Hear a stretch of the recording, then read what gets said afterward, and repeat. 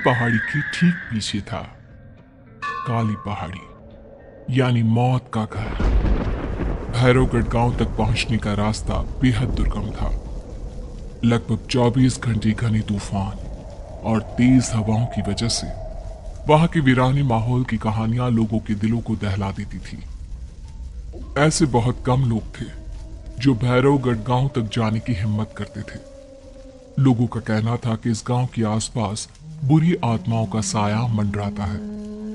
गांव के रहने वाले लोगों ने वैसे तो अपनी आंखों से किसी बुरी आत्मा या साये को नहीं देखा था, लेकिन गांव का बच्चा बच्चा इस बात को महसूस कर सकता था कि गांव के ऊपर कोई तो खौफनाक साया मंडरा रहा है। और उसकी वजह ये थी कि उस गांव में जैसे ही कोई लड़का 18 साल का होता, उसके 18वें जन्मदिन की रात ठीक 12 बजे अकस्मात उसकी मौत हो जाती। हर बार ये मौतें बड़े ही रहस्यमयी ढंग से होती, और इस बार सरपंच सुमेर के बेटे को 18 साल होने में अब बस 15 दिन बाकी थे। अजी सुनते हैं, हमारा बेटा भी कुछ दिन बाद 18 साल का हो जाएगा। कहीं वो डायन उसे भी खा गई तो? कैसी बातें कर रही हो? जब वो इस गांव में ही नहीं है तो कोई भी डायन या बुरा साया उसका कैसे कुछ बिगाड़ सकता है? उसे कुछ नहीं होगा। हाँ जानती हूँ, आपने उसे पढ़ाई के बहाने इस गांव से बाहर निकाल शहर भेज दिया है, लेकिन ये भी तो सच है ना कि वो बार बार यहाँ आने की जिद करता रहता है। वो चाहे कितनी भी जिद कर ले जानकी, पर मैं उसे इस गांव में कभी वापस नहीं आने दूंगा। मैं नहीं चाहता कि गांव के दूसरे लड़कों की तरह मेरे बेटे की भी अजीबोगरीब ढंग से मौत हो जाए। कभी कभी तो लगता है कि हम सब गांव वालों को हिम्मत करके अपने गांव को इस बुरी आत्मा से छुड़वा लेना चाहिए। लेकिन कौन जानता है आखिर वो खतरनाक साया किसका है? वो काली आत्मा कौन है जो रातों रात हमारे गांव के लड़कों को निगल जाती है? सुमेर और जानकी जब ये सारी बातें कर रहे थे तब रात के लगभग 10 बज चुके थे, और हर रात की तरह भैरवगढ़ गांव एक भयानक काले तूफान की आगोश में था। बाहर चल रही तेज हवाएं और बारिश के बीच कभी कभी ऐसा लगता जैसे कोई बुरी तरह से चीख रहा है। किसी के तड़पने और चीखने की आवाजें गांव के कानों में बार बार टकराती, पर वहां रहने वाले किसी भी औरत या आदमी के अंदर इतना साहस नहीं था कि वो अपने घर से बाहर कदम रख के उन आवाजों तक पहुंच सके। सो जाओ जानकी, और घर के खिड़की दरवाजे कसकर बंद कर दो। अब जानकी सब खिड़कियां ठीक से बंद करने ही लगती है कि तभी उसे अपने घर के दरवाजे पर जोर जोर से खटखटाने की आवाजें सुनाई देती है।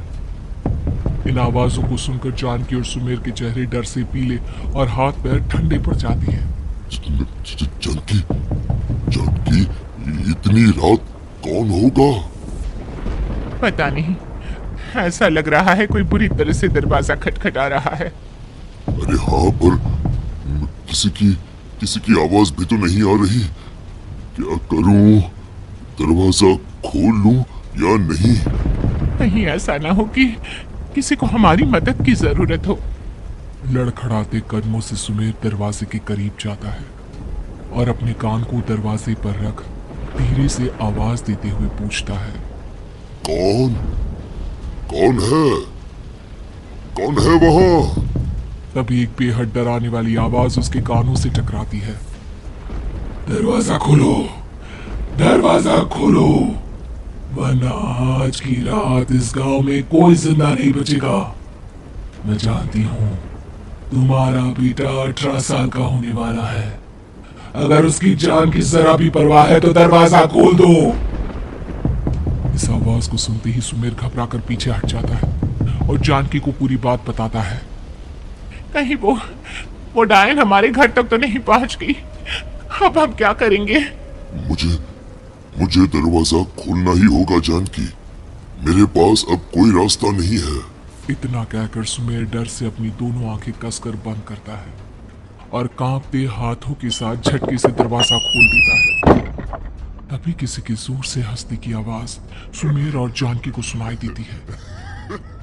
उस आवाज को सुन दोनों दरवाजे की तरफ देखते हैं और सामने अपने बेटे राहुल को खड़ा देख दंग रह जाते हैं।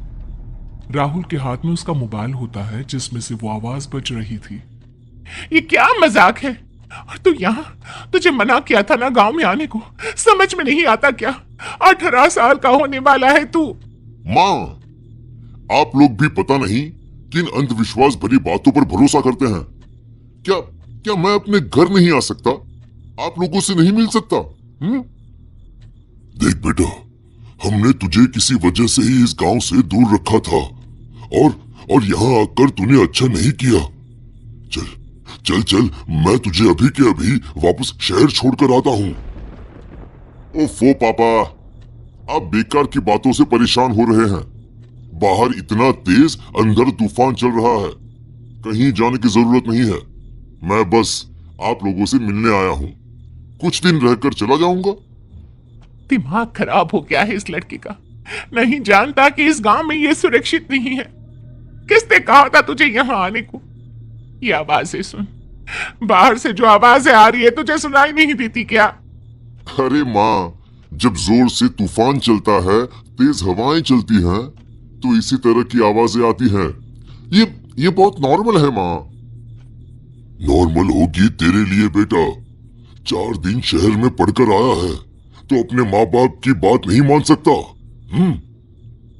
माँ, मुझे अभी बहुत जोरों से भूख लगी है, पहले कुछ खिला दो, और रात भी बहुत हो गई है। हम इस बारे में कल बात करते हैं, ठीक है? राहुल के वापस आ जाने से जानकी और सुमेर की आंखों की नींद उड़ गई थी। खाना खाने के बाद राहुल तो अपने बिस्तर पर जाकर सो गया, लेकिन जानकी और सुमेर पूरी रात उसके कमरे के बाहर पहरेदारी करते रहे। उन्हें पल पल इसी बात का डर था कि कहीं उनके बेटे को कुछ हो ना जाए। रात बीतती है, सुबह का सूरज निकलता है। अब जैसे ही वो राहुल को नींद से जागते देखते हैं तो उन दोनों के दिल को सुकून मिलता है। अरे माँ, पापा, आप अभी तक यहीं बैठे हैं? क्या पूरी रात सोए नहीं? जिनकी जवान बेटी की जान को खतरा हो, उन माँ बाप को नींद नहीं आती बेटा। बेटा, अब तू वापस शहर चला जा।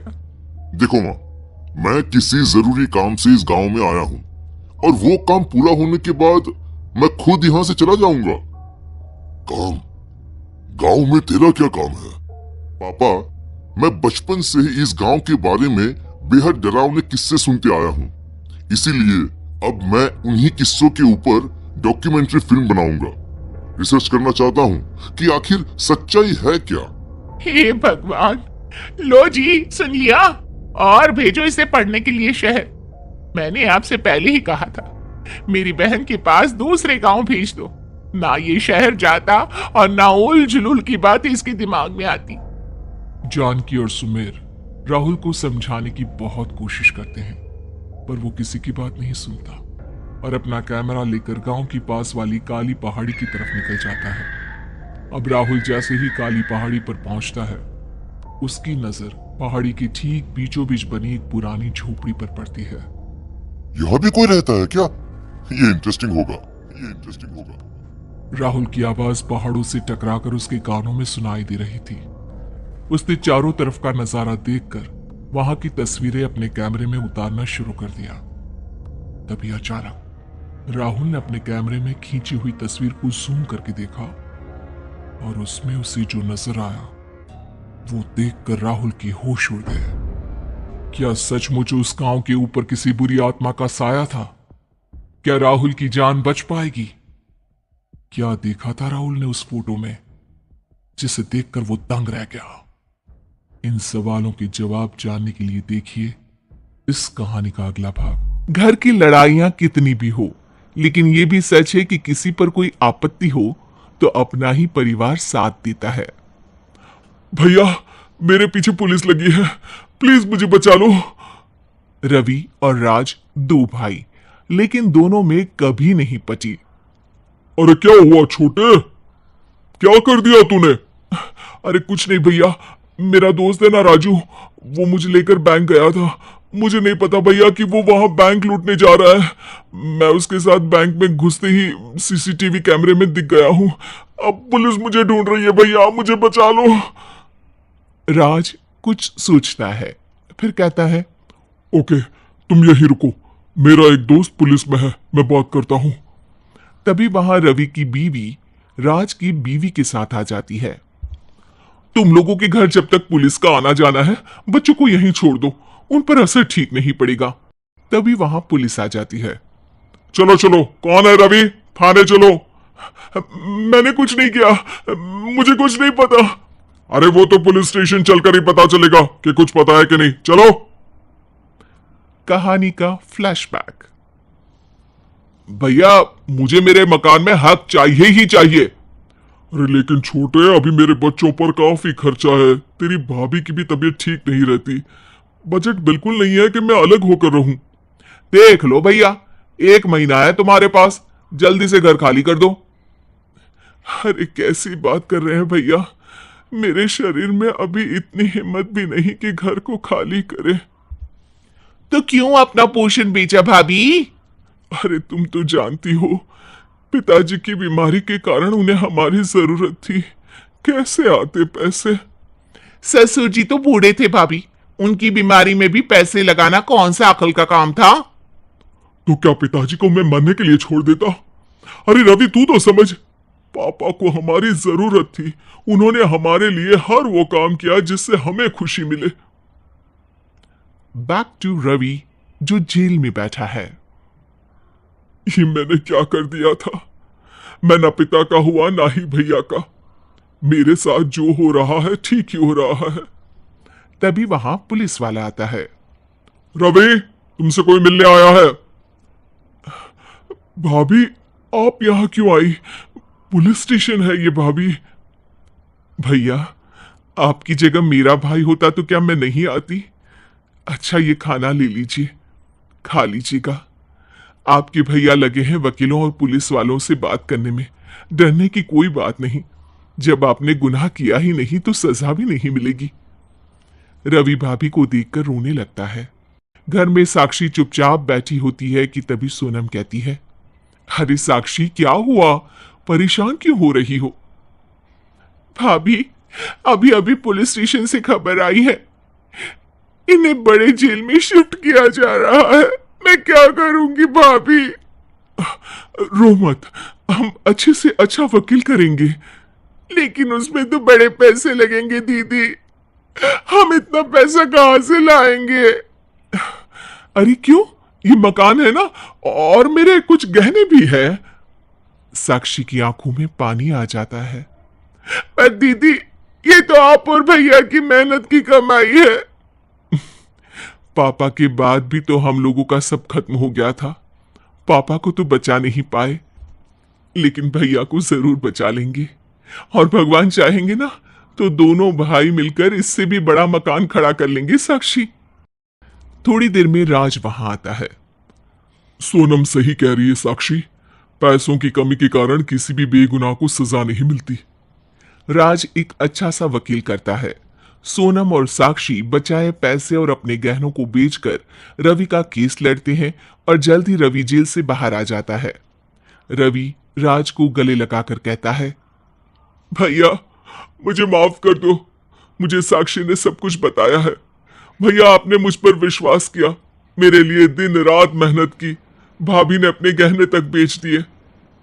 भैया, आपने तो पापा के लिए भी पैसे नहीं देखे, लेकिन मैं बहुत ही सेल्फिश निकला। भैया, एक आखिरी बार मुझे माफ कर दो, मैं शर्मिंदा हूं।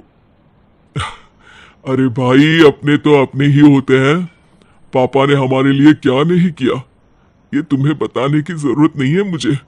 और फिर तू तो मेरा भाई है, पैसे से बढ़कर रिश्ते होते हैं भाई।